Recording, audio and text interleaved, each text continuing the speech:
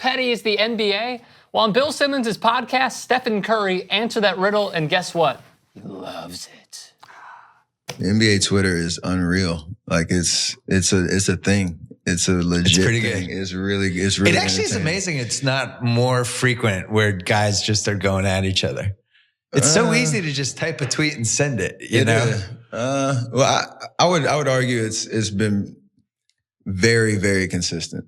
Just in, like throughout the course of the season, you got I could probably name you got Embiid stuff, you got Enes Kanter, you got all sorts of people just throwing shade back and forth. Embiid's 10 out of 10. The NBA pettiness is at an all-time high. It really is. I am here for it. Yes, we all are. So here's what we decided to do.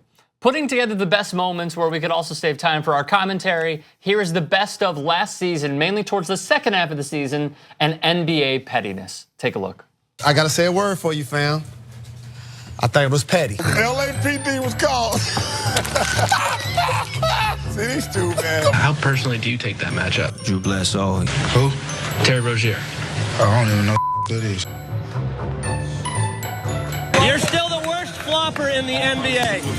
Was that all fun, or was it? What you thought it was? Tristan, we ain't got to say. Turned and kind of aggressively actually tried to punch me twice, but too bad he's so short that he couldn't get to my face. Where do you think LeBron is going?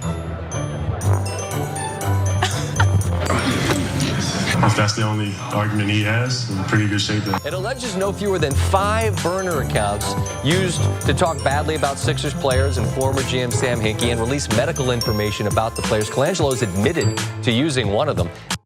All right, first off, well done to Tim Frisch, Jeff Gowdy, and Carlos Godoy for putting that together, because it was brilliant. It was awesome. There isn't like one favorite part. There were petty tweets as well. We could cycle through those. There wasn't one part. It was just the whole conglomerate of a franchise or of an organization to have a season where we are reaching the all-time high of pettiness, and I think we could still set the bar higher, gents. That's where I think we're at.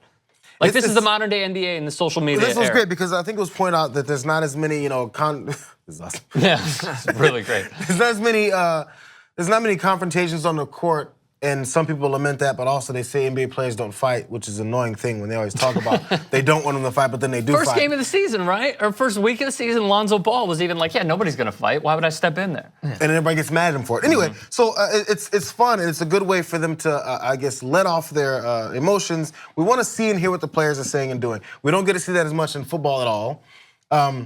Right. I mean, well, we're a little bit in baseball, but like see it in a little. We see it straightforward on paper every time in basketball, and it's fun. Yeah, I feel like of all the American sports, the NBA has the best atmosphere around it in terms of what, not as much what we're thinking in a social context or whatever else, you can have those discussions, but just what the players think about each other. And I think that it's often taken petty, you can use it. I think it's, a lot of the time it's in good fun. I think that when you see players that, like how close some of these players are outside of the game, like you've got Chris Paul, Dwayne Wade, LeBron all on a banana boat. Like the whole, I remember my love for the interactions grew up when I seen them all fighting to keep DeAndre Jordan in the Clippers, when they were all sharing emojis all around, because they just have a great way of kind of taking advantage of it. And yeah, it can be petty sometimes, but it's fun. If you made it to the end of this video, mazel tov. If you want to see more, hit the bell and hit subscribe. Why don't you?